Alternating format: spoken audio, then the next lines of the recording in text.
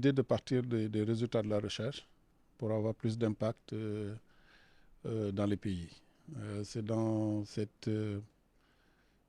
cadre qu'il y a eu un financement de la Banque mondiale à travers le projet ECRA, qui consistait un petit peu à combler le vide ou le maillon qui manquait entre la recherche et l'action. Le projet ECRA est donc implémenté dans 6 pays en Afrique de l'Ouest et de l'Est, dont le Sénégal. L'idée ici, c'est à partir des résultats de la recherche produits notamment par les centres de recherche internationaux, les CGIAR.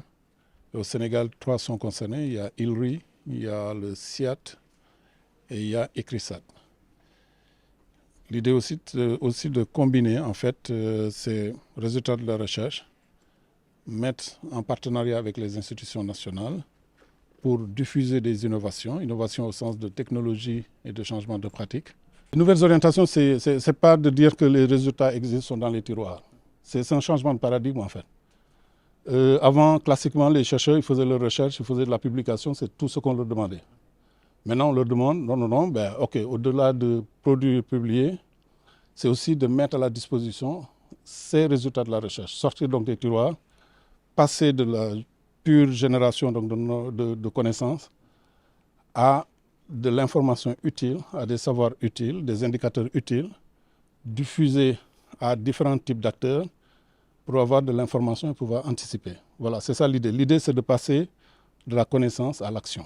On a un climat qui est en train de changer. Pour les agriculteurs et pour les éleveurs, ça devient de plus en plus difficile. Il faut trouver de nouvelles façons de faire, des nouvelles solutions. Et pour cela, la recherche est là pour produire de nouvelles solutions.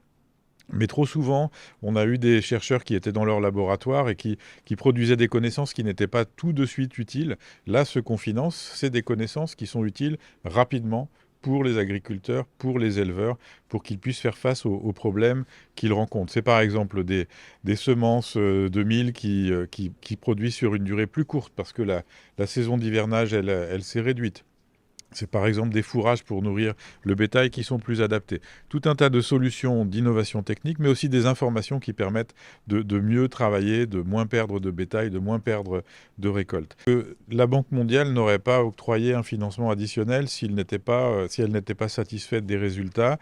On considère que ça fonctionne, c'est prometteur, et il y a encore beaucoup de choses à faire pour améliorer les choses, mais on est face à des problèmes qui sont difficiles et qui s'inscrivent, comme je le disais, dans la durée. Donc on continue. Et si ça fonctionne bien, il y aura une deuxième phase qui sera sans doute encore plus adaptée et plus efficace.